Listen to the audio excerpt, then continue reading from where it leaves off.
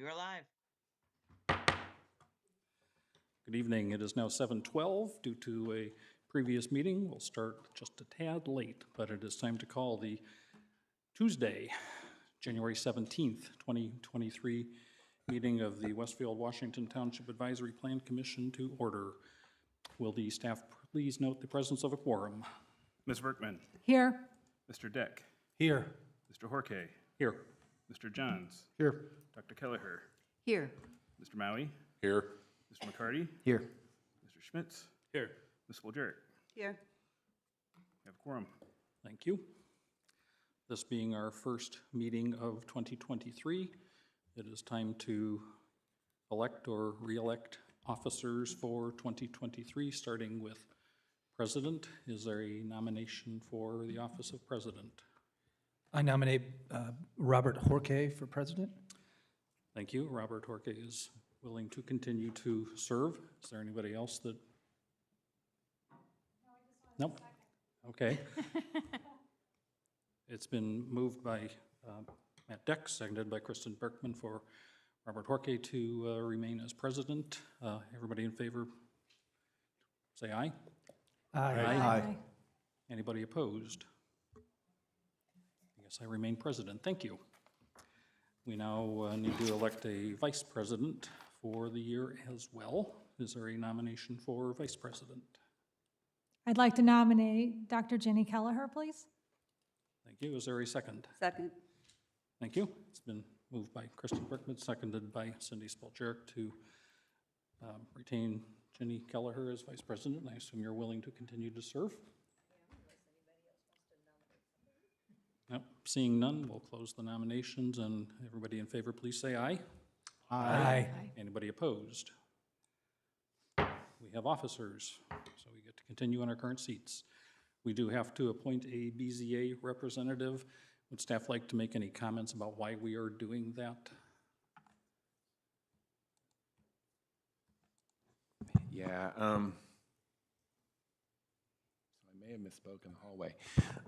Yeah, so the Plan Commission does appoint a member of the Plan Commission to the Board of Zoning Appeals. The way the statute works out, I think because of our joinder agreement, that's a 2-year term. Unlike the other BZA positions, which are a 4-year term. Dave Schmitz, it's Dave's seat that is up for an appointment. And I also believe the way the statute reads, because of our joinder agreement, it has to be one of the 2 township members of the Plan Commission, which would be Dave Schmitz or Dr. Kelleher are your 2 options. So Kevin, did you say that it's a 2-year appointment and we appointed him last year? So do we have to appoint him this year, or is it? Yeah, I think when we appointed last year, as I'm recalling, it was probably a year past time, so it was really a kind of formalizing the last year of that 2-year Okay. seat. Okay. And that's more what I was getting at. that Yeah. We need to be doing this in the odd years, not even years. So, Yeah, I do know that, yeah, there is some overlap with this BZA seat and this same Plan Commission seat, so that does make sense, that this would be an odd year appointment. okay. So this will be for a 2-year appointment then? Correct. Okay. That being said, or explained, is there a nomination for the BZA seat for one of the 2 eligible members, the current office holder and the other one? I would like to nominate Mr. Schmitz for another 2 years. Okay. Second. We have a motion from Dr. Kelleher, seconded by Victor McCarty. Everybody, I assume Dave Schmitz is continuing, or willing to continue? Sure. He is. He's so short. You better. Thanks, Dave. Yeah. Everybody in favor, please say aye. Aye. Anybody opposed? Dave is continuing to serve. Thank you. Item next, approval of our minutes of the December 19th, 2022 meeting. Is there a motion to accept these minutes into our record? Motion to approve the minutes of the, what date was it? December 22nd, December 2022. 22nd, 2022 meeting, as written. or December 19th, December 2022. 19th, there they are. Scroll Yeah. down on the thing. Motion December by- 19th. Motion by Dr. Kelleher. Is there a second? Second. Seconded by Matt Deck. Everybody in favor, please say aye. Aye. Anybody opposed? Minutes are approved. If staff will now please review the rules of procedure for tonight's meeting, which has no items of business, but consent agenda items and a public hearing item. Yes, for the one item requiring a public hearing, tonight's meeting has the following structure. The department will summarize the petition. The petitioner will be given up to 15 minutes to present it to the Planning Commission. The president will open a public hearing. Individuals will be given 3 minutes to speak. Those representing a group will be given 5 minutes to speak. Only one member of the group will be given 5 minutes to speak, and for efficiency purposes, we ask that those representing a group speak first. The public hearing will be closed when all interested members of the audience have had a chance to be heard and all emails received during the meeting have been provided to commission members. The petitioner will then be given 10 minutes to respond to comments without interruption. The commission will follow with any comments, questions, or concerns regarding the petition, and this may include additional discussion with the petitioner. For rules of conduct this evening, please do not disrupt the proceedings in any way. If you need to have a private discussion, we ask that you please quietly exit the room. Please silence your devices at this time, and if you must answer them, then please quietly exit the room. If you are attending in person and wish to speak in regard to a petition scheduled for the public hearing, please line up along the west wall once the public hearing is open, and please sign the speaker sheet as you approach the podium to speak. For efficiency purposes, we ask that those representing a group speak first. During your comments, please state your name and address into the microphone for the record. We ask that you not repeat previously stated comments. Your presentation will be timed. You'll be advised when there are approximately 30 seconds remaining. If you are not attending in person, comments regarding a petition should be emailed to planners@westfield.in.gov with the petition name or number included in the subject line. Those comments will be forwarded to Plan Commission members and the petitioner. We would like to remind everyone to please speak directly into the microphone so your comments can be put onto the record. Also, please mute your microphone when not speaking. If you come up to the podium to speak, please ensure that the microphone is on as indicated by the green light on the base. Thank you. Thank you. We have 2 items in our consent agenda tonight. Do we have a motion to approve the consent agenda? Motion to approve the consent agenda. We have a motion from Victor McCarty. Do we have a second? I'll second that. Seconded by Andre. Where are you on my list? Okay, we have a motion and a second. Everybody, or will staff please call the roll? Mr. Johns, Yes. Dr. Kelleher, Yes. Mr. Maui, Yes. Mr. McCarty, Yes. Mr. Schmitz, Yes. Ms. Spoljarek, Yes. Ms. Berkman, Yes. Mr. Deck, Yes. Mr. Horke. Yes. Motion carries. Consent agenda items are approved. We have no items of business to attend to tonight, but we do have one public hearing. Petition number 2301-PUD-02, Grand Park Village PUD Amendment 5. Staff will present, and then the petitioner may do their presentation. Yes, good evening, members of the commission. For the record, Dane Crabtree with the Community Development Department. The item before you this evening is a proposed Fifth Amendment to the Grand Park Village PUD specific to a 7-acre piece of real estate located south of 186th Street, east of Kinsey Avenue, north of the approved Beezer Villa development harbors at Grand Park Village. Though there are some minor modifications to the certain development standards as detailed in the staff report, the primary reason for the amendment is to permit townhouse dwellings on the property. The Grand Park Village PUD permits multifamily uses that default to the MF2 standards in the UDO, but townhouse dwellings are only permitted in the MF1 districts. This item has been properly noticed and advertised. The department has received no public comments.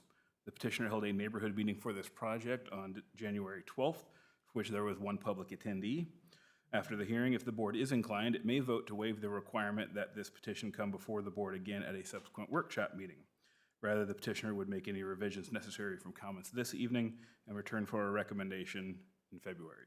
John Dawashewitz of Nelson Frankenberger is present this evening to give a brief presentation, after which he will be available for questions. Thank you.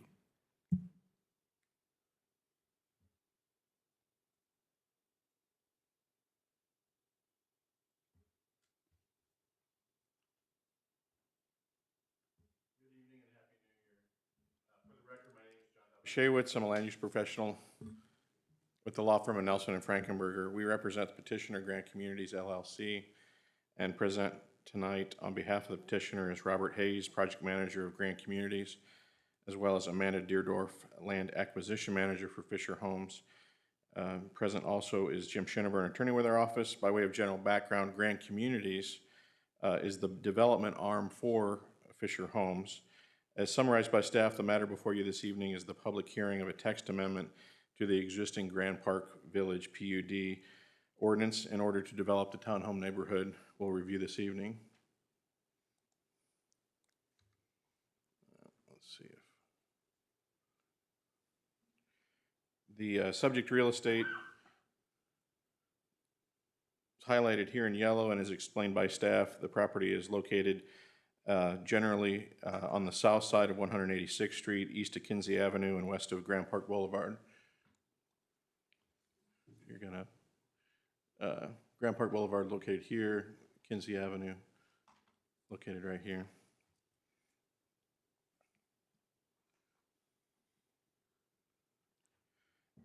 As illustrated here, the real estate is within the Grand Park Village PUD district, which is designated as single-family attached and multifamily under the Grand Park Village PUD ordinance. Immediately south is the harbor at Grand Park Village duplex community approved last year, being developed by Beazer. That's on the real estate here, located here and south of our property within this area. To the west of the subject parcel is another parcel within Grand Park Village. Immediately to our west, located right here, it's approximately 5 acres in size and at the southeast corner of Kinsey Avenue and 186th Street. To the east is another parcel in agricultural use designated as entertainment and general commercial within the PUD. That parcel is located right here. So this area right here is approximately 35 acres within the PUD that's yet to be developed. The area to our south is Beazer and the 5-acre parcel immediately to our west, all within the Grand Park Village. This is a little bit better image of the concept plan for the neighborhood. It's actually the colored up version of the proposed landscaping plan.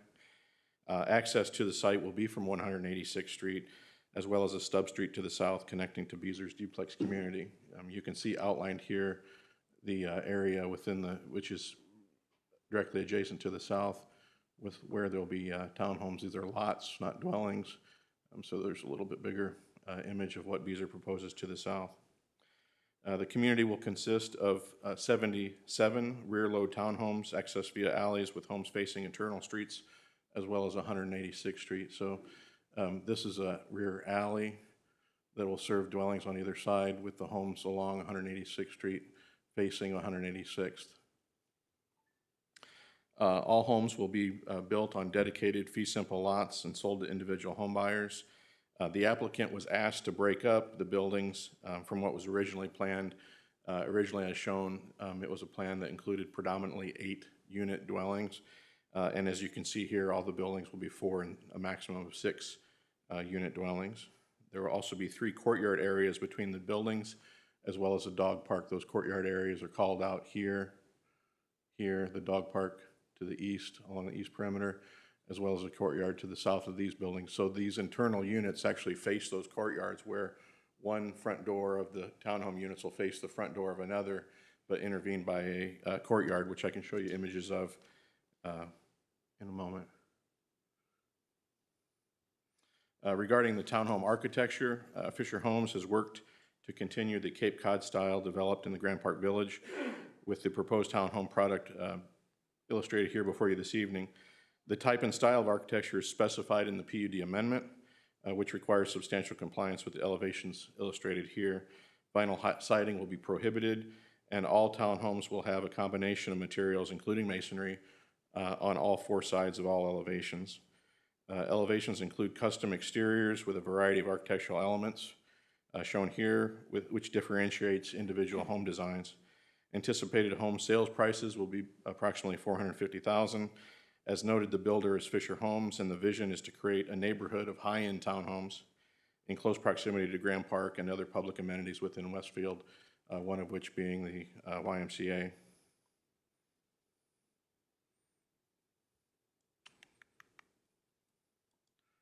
Can we edit that down?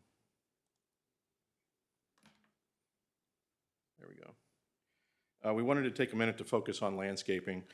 The applicant was asked to consider enhancing landscaping features throughout the development and has been achieved in several manners. I'd like to describe those for you this evening. One area is the overall enhancement to the number of landscape plantings. Over 2 times the required number of shade trees, as well as evergreen trees and ornamentals we provided, where in the ordinance we're providing 164 shade trees and 194 evergreen and ornamental trees. Additionally, over 1,000 shrubs are also required per this amendment, wherein the UDO would specify a requirement for 304. So over 3.5 times the number of shrub plantings will be provided. And in addition to that, which isn't typically part of an ordinance, over 600 perennials and ornamental grasses will be used to supplement those required plantings under the ordinance. That was a question that came up at the pre-APC meeting, and we wanted to make sure that everyone understood the reason we were providing the landscape plan was to specify the enhancements that would be planted rather than asking for some type of reduction. So specifically, the landscaping plan that we're proposing enhances those overall standards. On the east and west perimeter of the site, adjacent to those units along 186th Street in particular, as well as the courtyard spaces that I'll show you here in just a moment. Can we blow that slide below there up? So this is these are illustrations which are included in the PUD. As I noted on the plan, those courtyard spaces are located in 3 locations throughout the development, examples of which are shown in these photographs. Again, those are included as part of the PUD. In conclusion, Fisher anticipates buyers who are seeking high-quality housing options, including low-maintenance living within Westfield. As staff indicated, we conducted a neighborhood meeting last week. There was 1 member of the public, as well as Ms. Spoljaric, who attended that meeting. The resident who attended was mainly interested in the construction of side paths along Kenzie and other streets within the vicinity, and when they might reach their home site, which is located generally south and west along Kinsey Avenue to the proposed development. We appreciate your time this evening. I'd be glad to answer questions you have, and will remain available to do that. Thank you. Thank you. We will open a public hearing on this.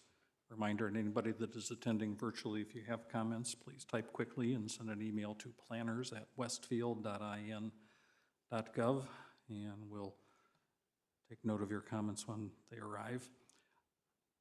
We will go ahead and open a public hearing now at 7:30. Is anybody in the room interested in making any public comment? We'll hold briefly in case there's somebody typing fast and furiously out there to send their comments to us. We'll close the public hearing at 7:32 if we haven't heard from anyone.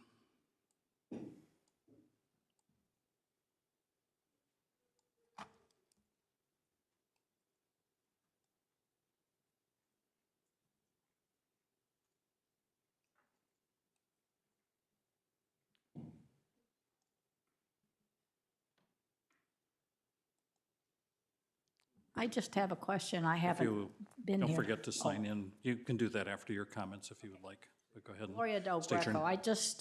I'm a part of the Disability Committee, and I'm just asking, are any of these handicap accessible? I mean, are you assuming that there's no individual that's going to have the need for handicap accessibility to want to live in these?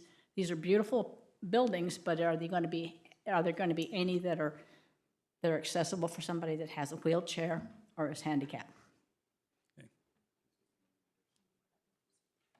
Petitioner will address that at the conclusion of the public hearing.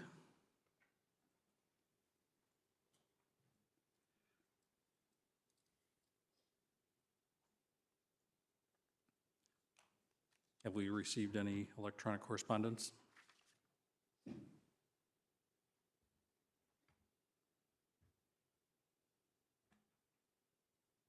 Yep, we have no virtual comments. We do or do not? Do not. Okay. That being the case, I close the public hearing at 7:32. Would petitioner like to address the public comment first, and then we'll open the floor to petitioner comment or Yeah, no problem. APC comments? client advised us that all the units have handicapped accessibility enhancements that are available, in addition to a ground floor master bedroom as an option for development that would have level access with the garage and well as front. Okay. Are there any plan commissioner questions or comments for the petitioner or staff? John, does your, do you anticipate that the covenants for the community will have any restrictions on rentals or short-term rentals specifically? There is standard language that they include. If there's something that the Plan Commission wants to see considered, if we can get a hold of that and evaluate it. I would think so, just with the proximity to Grand Park, particularly the short-term rental stuff. To the extent that can be dealt with in your covenants, that would be great. From my perspective, I don't know if anyone else agrees. I very much agree. Yeah, that was a huge concern of mine, but even more so. So I wanted to say that we've seen townhomes over these past few years in other pockets of the city, which me personally, I thought they were great locations for them. But if I had ever a hard stop, it'd be right here. Putting townhomes across from the Pack and now Ninja Gymnastics. I drive by 186 every day. I know how busy they are, and we have 3 million visitors at Grand Park annually. Putting townhomes across from that, that is not something that I can support, because we've talked up here about underutilizing the area around Grand Park, and that would be the biggest underutilization in Grand Park. So I just wanted to say that's my hard stop, that I could not support townhomes across from the Pack. So thank you. Just a comment. I mean, the original PUD for this did specify single-family attached. Is that correct for this? Yeah, let me. And the only change that John's making is going to townhomes instead of multifamily? Is that, Correct. can you explain that for everybody? Sure, the PUD defaults to uses that are permitted in MF2 zoning by the UDO, and townhouse dwellings are only permitted in MF1. So apartment, garden-style, multifamily developments are permitted, but townhouse dwellings would not be, as they're permitted only in a different zoning. The proposal is less intense than what was permitted. essentially. Arguably, Yeah. So this is less intense than what was permitted, right? arguably. Right, okay. I just wanted to make sure that's really the only modification that you're asking for from the The PUD. technical change is that where multifamily is permitted there today, we're still counting towards the cap of the overall Right. multifamily, so that couldn't be transferred somewhere else onto the real estate. It would be these 77 dwellings taken from the 960 cap overall within the Grand Park Village PUD. Right, we're not increasing the total number in the PUD itself, in the whole PUD. You're just, okay. We're replacing attached for sale product from something that would likely end up possibly being the garden style, similar to what you've seen on other proposals. John, can I ask a question? Your minimum window count, it looks like for site elevation is 6, and yet your elevations are showing 10. Would you be willing to commit to the 10? Are you committing to the elevation shown? Not all site elevations would have 10. There's different floor plan types, and depending on which would be on that side from a 4 or 6 unit building, it would vary. But to the extent that the ones that we've shown you in the images, that unit's on the side, that would be a 10.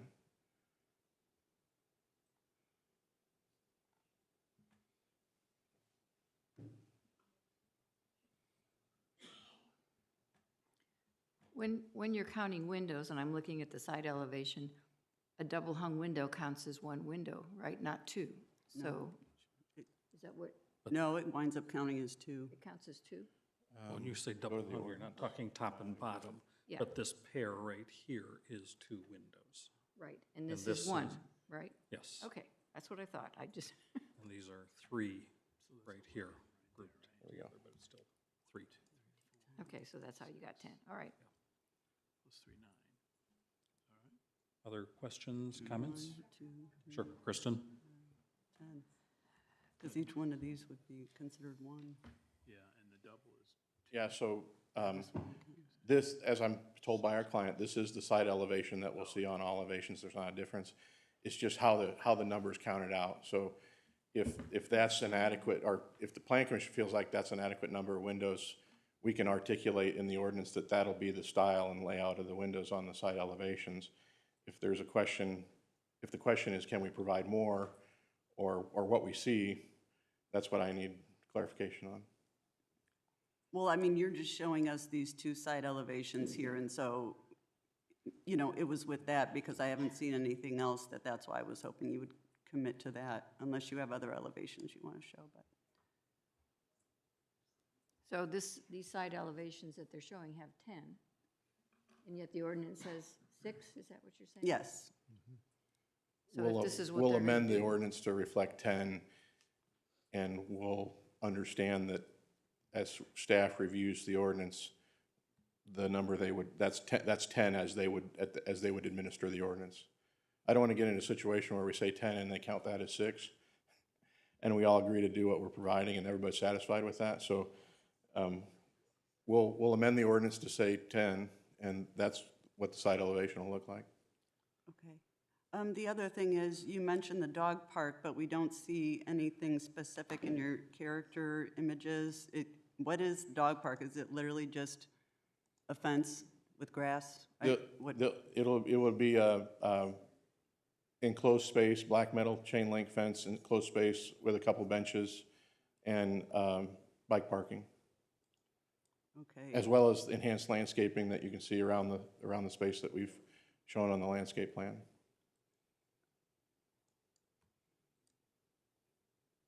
So right abutting that, and I don't know if this is going to make any difference, but the entertainment area in the PUD is right next to it. And so I'm just wondering how that's going to work if there was a place that had outdoor entertainment and yet we had a dog park right next to it, if that was going to be an issue. The site to the east is 35 acres in size. There's a fence row that exists there, so there's also additional, above and beyond the plantings you see there, there's existing, that existing fence row.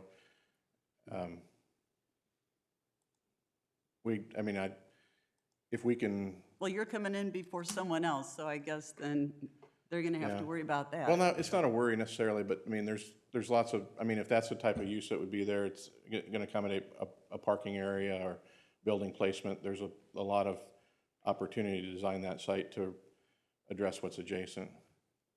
Okay.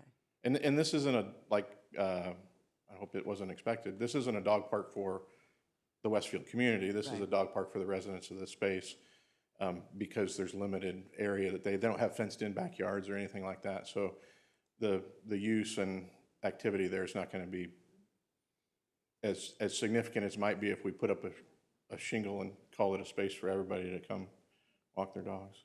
Yeah. So, John, my question kind of dovetails with that one. You make mention here that the location of the amenities will be in substantial compliance with the plan unless the dog park has to be moved. What would cause the dog park to be moved from the plan?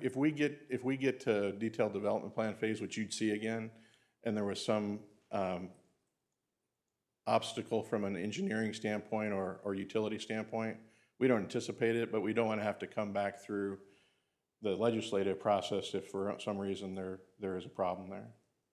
It's not anticipated, but it's just there as a safeguard, so we don't have to go back through the legislative process. All right, thank you. Just a question for, I guess, staff and for John. Are these going to be private streets, public streets? They're public streets. The streets are, the alleys are private. Okay. So the street, Dane's got you there. Every time he does that, it throws me for a loop. Yeah, so I can drive. We're coming up through the site, and this is the public street section, and the areas that are behind the units those are private alleys. Okay, so those will be maintained by the residents as far as snow plowing and things Yep. like that? Okay. Everything on the outside of the house, common maintenance, so it's going to be paid fees through the HOA and painting, upkeep, landscaping, snow removal is all common. Has the landscaping planning been deep enough and detailed enough in conjunction with the 75-foot legal drain that's shown to the west that we know everything's going to work as it's shown? Or? Yeah, we're confident that it will. There'll potentially be a request in front of the county drainage board for an encroachment of those few plantings that you see right along the edge. There's a few shrubs here to capture headlights that are coming down here. And then there's a couple trees that just break into that space. And if required, we'll seek approval from the drainage board, either as a reduction to the legal drain easement down to like 70, or as an encroachment. All right, so we can anticipate that number of plantings Yes, through one avenue or the other. absolutely. Okay. It's a requirement. So what we've shown you is that's the bar now. It's not the ordinance or lesser than that. It's this or more. Yeah, okay. Any other questions or comments? Kristen? First, I've got a question for staff. So we had a petition, I don't know, maybe 6 months ago, where we put some multifamily around that lake that's to the east, if you all recall that. And that was kind of an area that we thought would be commercial, but we actually put some residential because it was allowed within the PUD. I'm sorry, can you go back to the original? Yeah, I'm looking for our PUD. slides that, here, do you want? Yeah, if you go to our overall location exhibit that we had for our presentation, we'll pick it up. There, so TWG was down here on this parcel. As part of the Grant Park Village PUD, this is a 37-acre parcel located right here. And then what you don't see is on the other side, in this space here, there's still commercially zoned ground within this area, as well as along 100 Hoover Street here, as well as the area that's shown as general commercial here. So this is the 7-acre subject. So I guess my question was, in that particular situation, we put some residential where I think everybody had envisioned there would be commercial. And so I'm going back to kind of build on what Victor said in my mind, that we did put some residential where we thought we would have commercial. And this is an interesting PUD. It was written a long time ago, and now we do have the PAC right there across the street, along with all these diamonds. So I understand that area, however many years ago, we said we were putting residential in that area.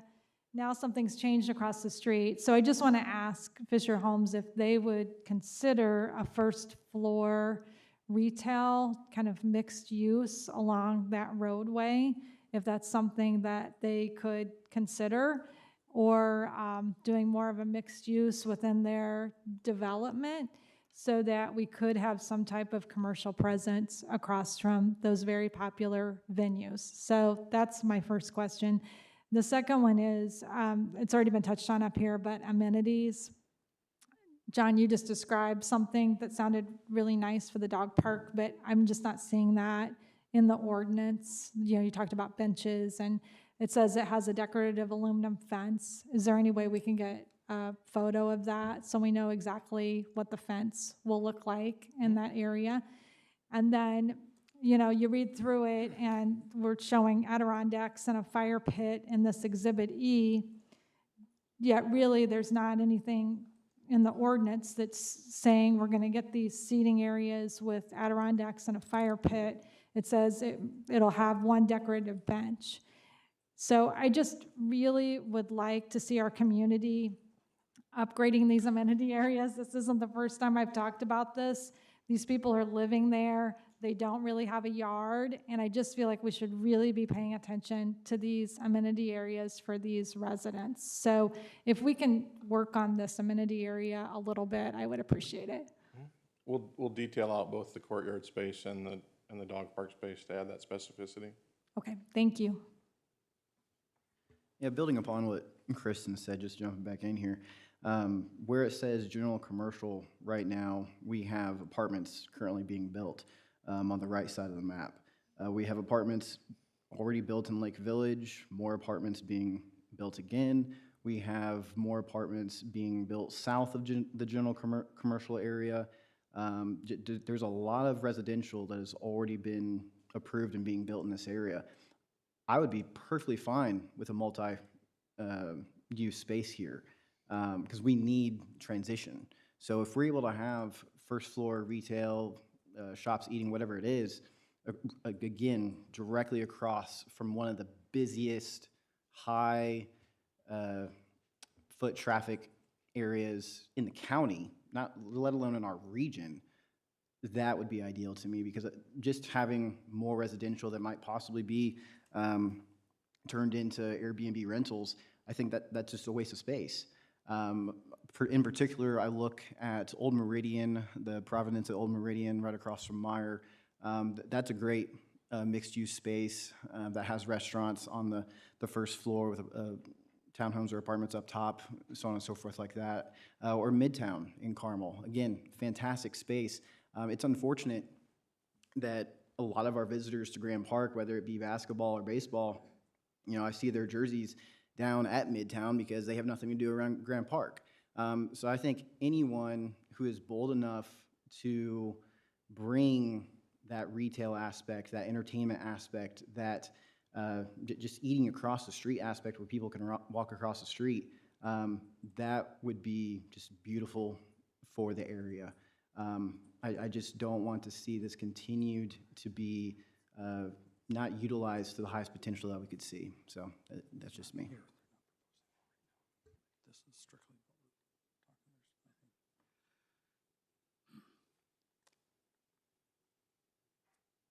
your turn. Okay.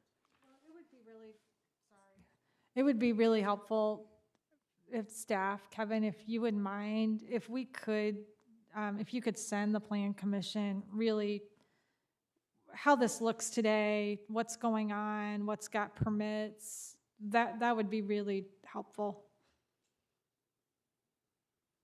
Is that okay? You're asking for the current State approved of the- number of units in the Grand Park Village? Is that what you're? Just kind of the state of the map. We keep looking at this one that has all these different colors and pretty things, but there's, like Victor said, there's already a lot of apartments built. I know we approved the other plan. They're moving dirt. So if we could just get kind of an updated plan, or map, I'm sorry, that would be really helpful. Yeah. Okay. I don't know if I can commit to a map, but we can certainly get you a breakdown of number of units that have been approved in this development I think. and nearby. It's, yeah, it is in the staff report as well. I think what she's looking for, and correct me if I'm wrong, I'm just, is all these other spaces that don't have any uses in them yet. We know that there's going to be multifamily just south of the lake. I think she's asking, and maybe I'm Yes, wrong, that's correct. Just for that to be filled in, saying, what have we approved in that area? Be it multifamily or commercial. Is that what? Yes. Okay. Okay, how far out? I mean, I guess I'm not, how far out do you want us to look? I don't know how we can look any farther than what we know. Isn't that what you're asking? No, Kristen? not- What is approved today? Geographically, how far do you want this? Just in this PUD, just the Grand Park Village PUD. The original. No, not the whole city.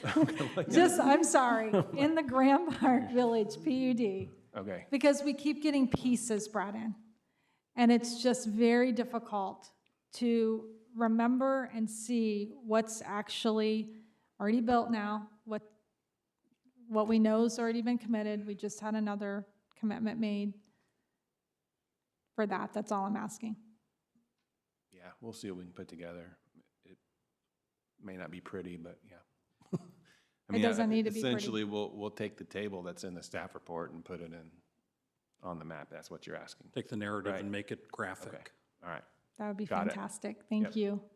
And if you're looking at the original one from way back when the PUD first came in, that's a couple of slides farther down or wherever it was within this.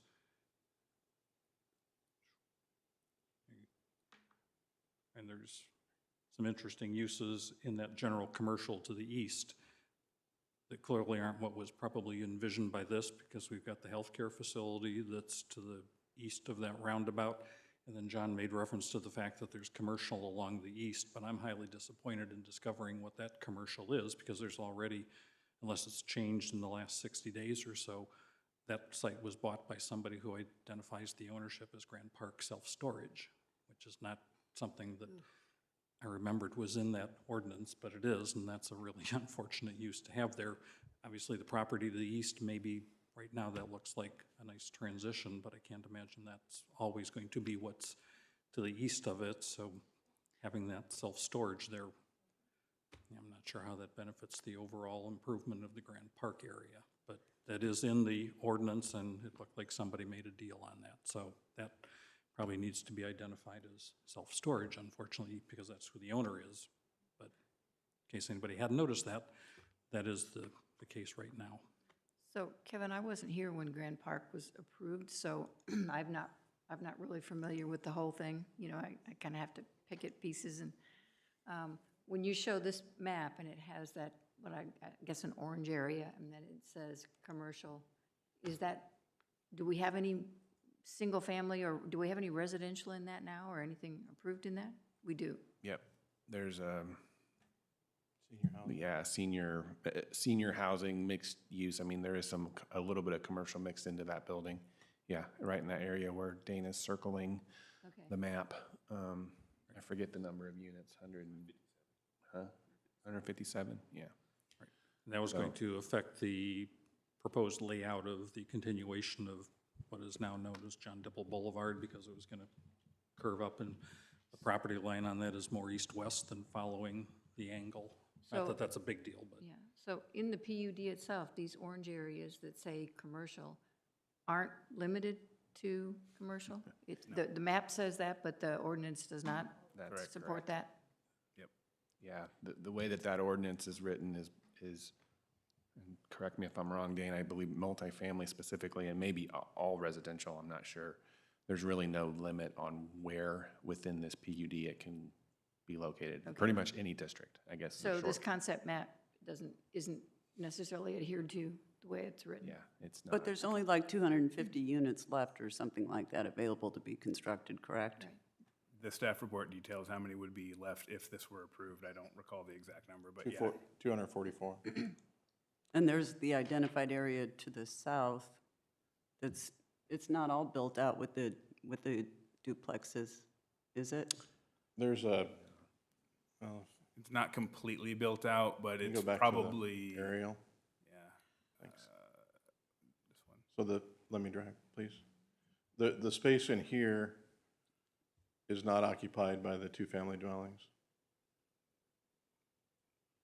And that's not approved for any kind of use other than residential.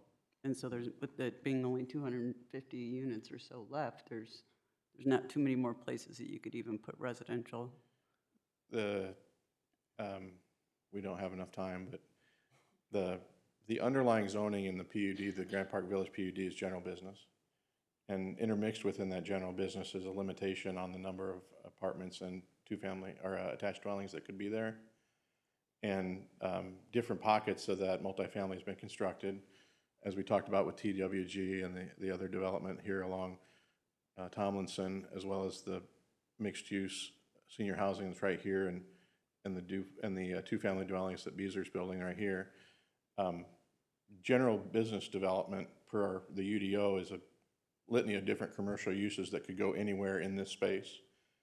The intent behind the establishment of a cap on the number of multifamily and single-family attached was that there would be some pockets of that within the site.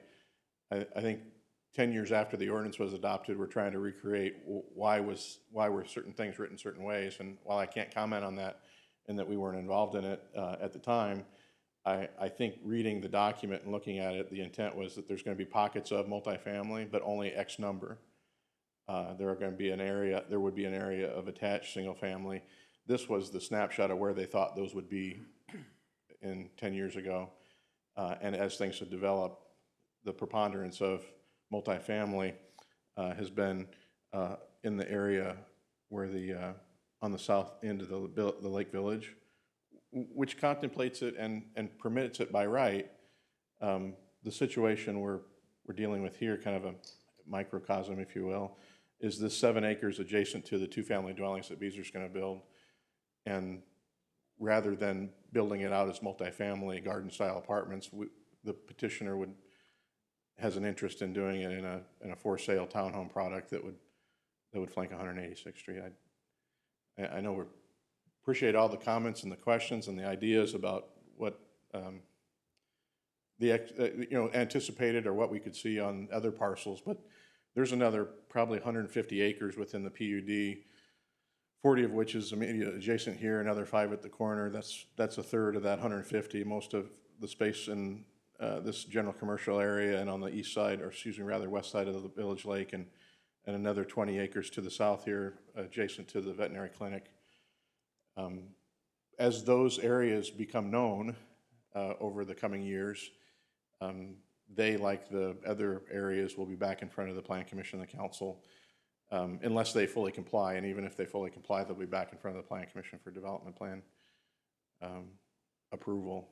The real gist of our request is it acceptable to have a for-sale product that's a townhome, which is a multifamily classification, which is another issue with the UDO and M1, M2, SFA, how we maneuver all the way through that.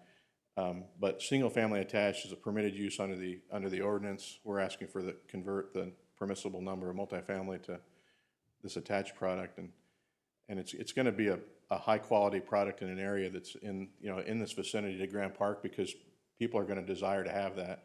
We can address the issues with the short-term rentals, and that won't be an issue. We'll provide some text that staff will review, and we'll get in front of the Planning Commission. We'll detail out the amenity spaces as was requested, but there are questions that I don't know that we're fully capable of addressing that are these big picture things that we're all dealing with, but I hope some of that description helps in analyzing or providing good information for the Commission to consider. My only comment is that when a PUD is written, maybe, and this isn't to criticize this one in particular, but I think attention needs to be paid to those things that are important. And if we knew this was going to be Grand Park and we wanted commercial along the significant roads, that should have been something back then that I think somebody should have brought up and maybe talked about. I'm not blaming anybody. I'm saying now here we are, and what we've got is not what I think people expected, but I don't know that people spent enough time going into the detailed important things that were necessary in that PUD, and that has nothing to do with you people. I'm just suggesting next time we get a big PUD, we look a little further into some of those other important things. And kind of on that, I'm hearing discussion around amenities, and then also we have discussion commercial, and of course the residential aspect. But in my head, I'm comparing this to the problematic PUD that I am living in, which is Spring Mill Trails. And with Spring Mill Trails PUD, what has kind of happened, or what did happen now that it's basically built out, the amenity aspect was basically the last thing to go in, shoehorned in, and be like, oh, well, we got to build the amenities. We got to put them somewhere. My fear is the commercial aspect in this PUD being treated like that. And again, this is not reflective of you guys at all. It's just general discussion with the PUD. If we continue to push the residential aspect being approved, we're getting that in first. And I understand that you need foot traffic, but then you're going to have, well, where do we put the commercial? And when we lose such a prime real estate spot across from the pack, across from Wrights, that draws people from not just all around Indiana, the country, even internationally, that is one spot that I say, hey, I might bite my tongue here, but if we want adjoined residential, then why not make it apartments? That way you can have more of them, and you put, again, that commercial aspect down below. Again, I'm going back to the Yard, Midtown, so on and so forth. We've seen how our neighbors in Hamilton County, how they've made it work. Let's make it work here. So, thank you. One more comment, and then I promise I'll be quiet. For the future, there are only a certain number of residential units allowed in this PUD. So I foresee if we can continue to get residential, and that's what financially is best for people, we're gonna get asked to increase that number. So I'm just forewarning everybody to think about that when that request, I'm sure, will come to us in the future. Well, I think the other aspect of that is what road frontage is left and how do you get to the commercial? And that's why I would appreciate having this illustration of what's there, and that's really what I'm concerned about. So I took a lot narrower approach when I was looking at this petition, and John's brought us back to that, and then we've strayed away, and then we come back. We keep doing this in this conversation. We're looking at the bigger context, all the comments that I hear about wanting commercial over residential. I agree with that sentiment, and I'd say there's a collective remorse maybe about the Grand Park Village PUD as it stands, which is what I feel actually, because I would have liked more commercial to happen and not have it go the other direction. But back to this section and what we're looking at tonight for this petition, I think all that's moot. You know, we're just looking at going from garden-style apartments to these for-sale townhouses. And at the heart of what is being asked here, I'm in favor of it. Even though I agree with everything else that's been said, that's water over the dam. We just keep getting off down that tangent, which we'd love to fix. I would too, but that's not what this is about. It's the brown, whatever colored section up there that says single-family attached and multifamily, and now we're talking townhouses, and I'm in favor of it in that context. I agree with you. I guess the discussion is because we don't get to talk about these things in other places, so I think it was worthwhile having the discussion. But I agree, I think it's probably a better product there than what could have been with apartments or something, so. Concur largely with all of that. It's kind of disappointing that what it sounds to me, if I remember all this conversation and explanations correctly, was that what could have been there would have counted against the cap of the remaining 242, and now it doesn't. So it seems like we're getting. It does count. The remainder after this would be pulled out is 244. So there's 960 available.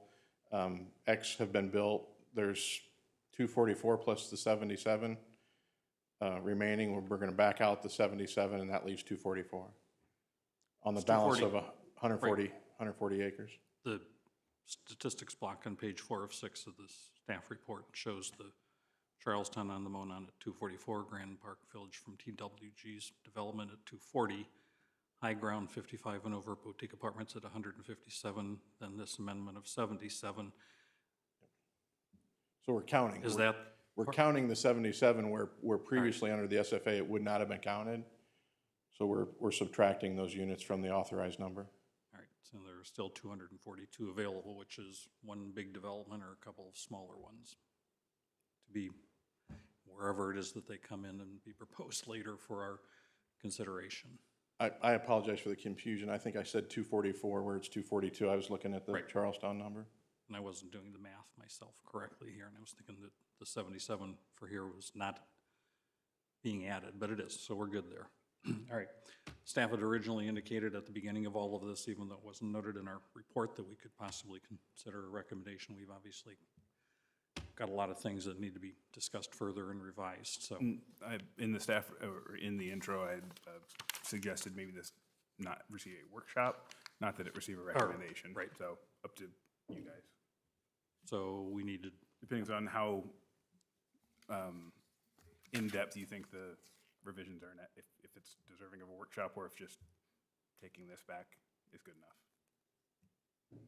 John, what would you and your client's desire be? A workshop style further discussion after you do whatever it is that you do with tonight's input, or back for a discussion like?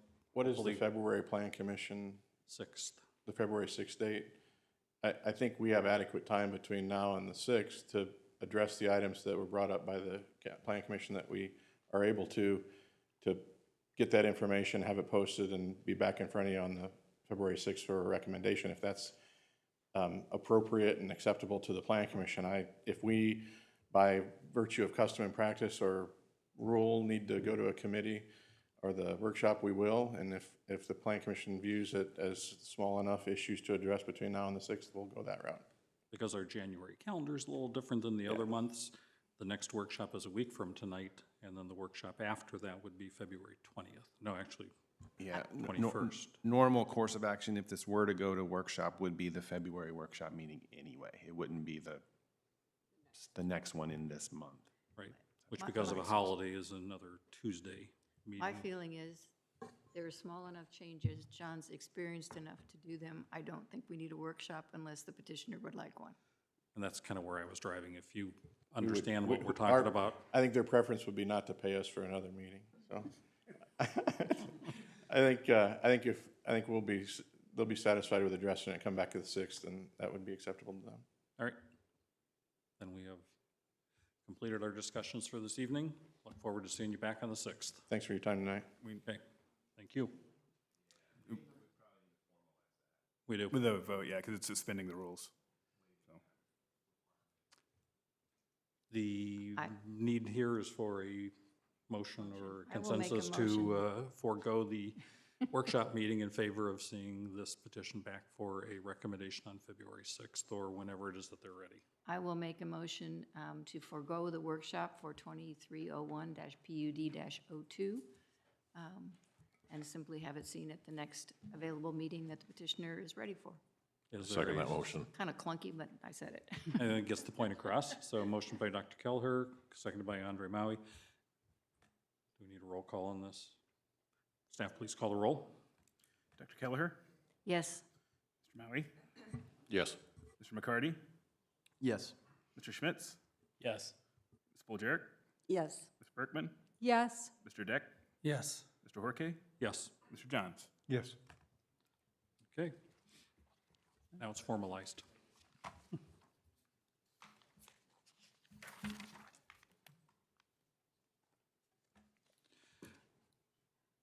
That completes this evening's agenda and takes us down to reports and comments. Are there any general plan commission comments from the membership? If there is not, Bob, Oh. I did have one comment. sure. The council, in conjunction with the clerk's office, is currently looking at commissions and boards, their composition and whatnot. One of the things that's come out recently, which I'm a little perplexed, and I know Kevin's working on it, is the fact that as they're looking into the terms of the APC commission members, it appears that all of the terms expire next year at one time. And as I remember, during the course of the years, those terms had been staggered to prevent that from happening. So again, I would just raise that issue with the president of the council here of the commission and to be advised that we're looking into that, and perhaps Kevin can, not tonight, at future time, Well, shed that's some an light on that. accurate statement, but I don't actually remember when something might have changed to unstagger them. And I've been doing this a long time, but We were always staggered because it's just, that's the way it was. I mean, people were appointed at different times. If somebody fulfilled the end of What another would've- term, but I don't know how it started. And Kevin and I were talking in the hallway, and he said something about when we turned to a city, that changed. I think that's right. When we became a city, that's Would've- when they all became the same. If we could check into There that, was that no would be great. staggering. Because I That think would most of be- us up here would agree that everybody being replaced at the same time is not a good way to do things. and that's a life-changing event sort of thing, so to speak, but it also could maybe have been related to the transition from, used to be 5 township seats and 4 city seats because of the population distribution, which as the city grew and became a city, it's down to 2 township and 7 city, so something may have been related to that too. Yeah, and I think that was the year before we became a city, if my memory serves. So yeah, it may have been related to that as well. In my mind, it's kind of all around the same time, but yeah, it was probably within a year of. So a while back. But yeah, we can research, That we're would- we researching would really further appreciate to that, confirm 'cause that, but. It was always staggered before. And it's just a much healthier way to.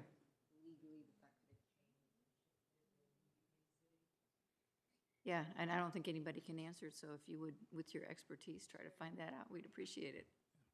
If there's a way of making it happen, I remember having discussions a long time ago about how do we, when I was still a member of the other body, how do we get those staggered? Because once we transitioned from town to city, it became everybody on the same election cycle, which I wanted to try to avoid, but was told, no, we can't do it.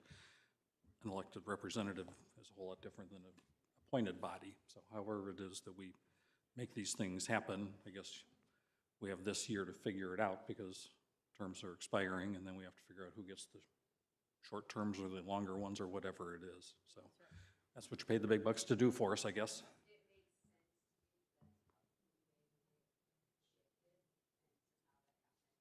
Yeah. So, all right. Any other general comments? If not, is there a downtown update tonight? Nope. City council liaison. Let's see, council did meet January 9th. Mike Johns, our very own, was reelected as the council president, and Joe Edwards will continue as the vice president. Mike and I, of course you see us here, were reappointed to serve on the APC. Linda Nass and Bob Beaudry will continue as council appointments to the RDC.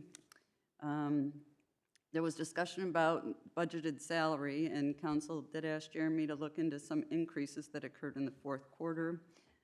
The fiscal plans and annexations were approved for I-Beach and 308 East 191st Street. We approved an ordinance to vacate right-of-way for 203rd Street that we no longer need. An interlocal agreement between NDOT and Westfield for the Mule Barn and 32 intersection improvement was discussed and will be brought back pending legal review. And just if you recall, when we approved the last concrete plant, there was big discussion at APC about that intersection. And so it wasn't on the NDOT purview until at least 27 or 28 for that. And so we were already doing the improvements to Mule Barn, and we kind of said, let us do it and then reimburse us. So up to 1.5 million, I think, will be reimbursed for that project.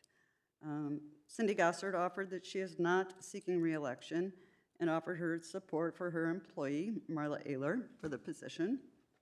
Councilor Gilbert announced, unfortunately, the passing of Paul Estridge Jr., and we had a moment of silence to honor that. And one last thing, the Lantern Awards are being held Thursday at the New Prairie Lakes Event Center, and congratulations in advance to all those who were nominated. If you haven't seen the event center, you might want to attend the Lantern Awards too. So, tickets, I think, are still available with Steve Latour. That's it.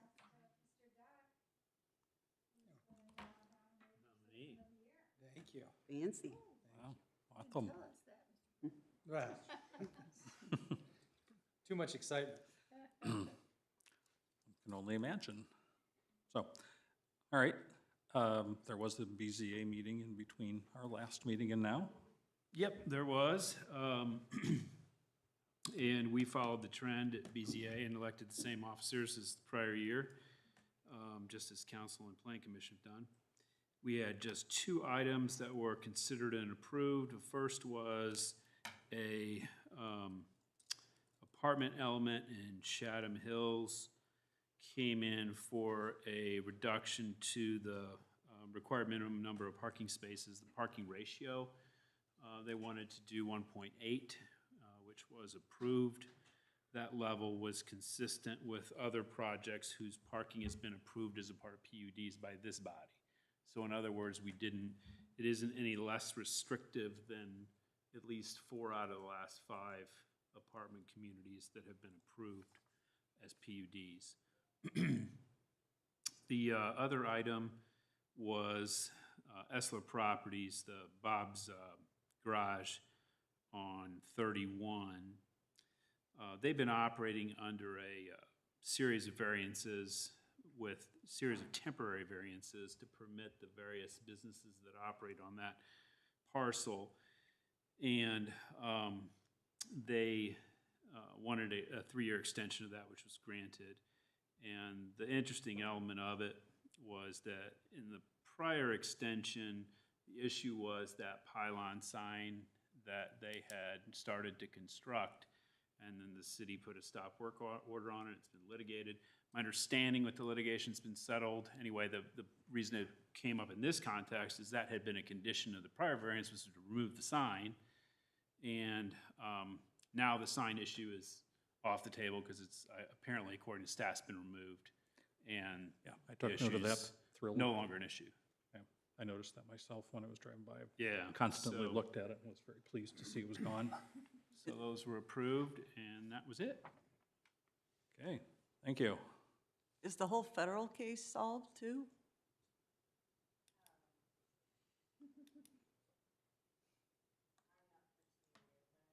Okay, talk about another time. Okay.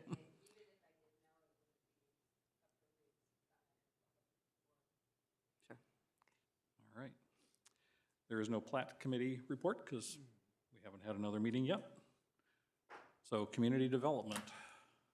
Yeah, nothing really new here, other than just a quick reminder. I think it was mentioned tonight that our next workshop meeting will be next week, and it will 1 be week from next tonight. Tuesday. Just the way that the schedule worked out this time, so I know it's kind of an off week and an off night, so sorry for the confusion if there is any, or the inconvenience, but appreciate if you're able to attend. We do have one item coming back as the Woods Robinson Briggs PUD amendment. There will be text to review this time, so hopefully this will be the last round for that one. And that's Let's it. hope. So, all right. That brings us to a conclusion. Is there a motion to adjourn? So moved. Moved by Dave Schmitz. Is there a second? Second. Seconded by Victor McCarty. And we're all here, so we can do this by voice vote. Everybody in favor of adjournment, please say aye. Aye. Anybody opposed?